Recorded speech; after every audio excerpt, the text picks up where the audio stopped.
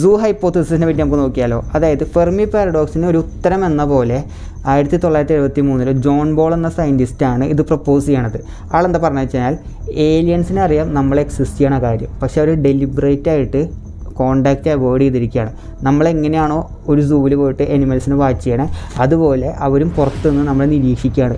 അതിന് കുറച്ച് റീസൺസും ആൾ പറയുന്നുണ്ട്. മെയിൻ റീസൺ എന്താ വെച്ച് കഴിഞ്ഞാൽ ഏലിയൻസിൻ്റെ ഇൻ്റർഫറൻസ് ഇല്ലാണ്ട് നമ്മളെ ഇവോൾവ് ചെയ്യാൻ അവർ ഫ്രീ ആയിട്ട് വിട്ടിരിക്കുകയാണ്. വേറെ റീസൺ എന്ന് പറഞ്ഞു കഴിഞ്ഞാൽ അവർ നമ്മളെ സ്റ്റഡി ചെയ്തുകൊണ്ടിരിക്കുകയാണ്. നമ്മളെങ്ങനെയാണോ വൈൽഡ് ലൈഫ് സ്റ്റഡി ചെയ്യണം അതുപോലെ അവർ നമ്മളെ സ്റ്റഡി ചെയ്തുകൊണ്ടിരിക്കുകയാണ്. പിന്നെ വേറെ റീസൺ എന്ന് വെച്ച് കഴിഞ്ഞാൽ നമ്മളവർ ക്വാറൻറ്റൈനിലാക്കിക്കുക. അവർക്കറിയാം, അതായത് ഏലിയൻസിനറിയാം നമ്മൾ വളരെ അൺസ്റ്റേബിളും ഡേഞ്ചറസും ആണ്, ഒരു വൈറസ് പോലെ. അതുകൊണ്ട് നമ്മളെ ക്വാറൻറ്റൈനിൽ ഇട്ടേക്കാണ്. വേറൊരു റീസൺ എന്താ പറഞ്ഞു വെച്ച് കഴിഞ്ഞാൽ ഒരു കൾച്ചറൽ ഷോക്ക് ഒഴിവാക്കാൻ വേണ്ടി. അതായത് നമ്മളെ പെട്ടെന്ന് അവരെ പെട്ടെന്ന് നമ്മൾ കാണുമ്പോൾ ഉണ്ടാകുന്ന ഒരു കൾച്ചറൽ ഷോക്ക് ഒഴിവാക്കാൻ വേണ്ടിയിട്ടാണ് അവർ വളരെ സൈലൻ്റായിട്ട് നമ്മളെ ഒബ്സർവ് ചെയ്തുകൊണ്ടിരിക്കുന്നത്. ഒരു ഇൻട്രസ്റ്റിംഗ് ഒരു കാര്യം എന്ന് വെച്ച് കഴിഞ്ഞാൽ നമുക്കറിയാം യൂണിവേഴ്സ് ഭയങ്കര സൈലൻ്റാണ്. ചിലപ്പോൾ അവർ നോയ്സ് ഉണ്ടാക്കാണ്ട് നമ്മൾ ഒബ്സർവ് ചെയ്യണത് കൊണ്ടായിരിക്കാം അത്രയും സൈലൻറ്റ് യൂണിവേഴ്സ്.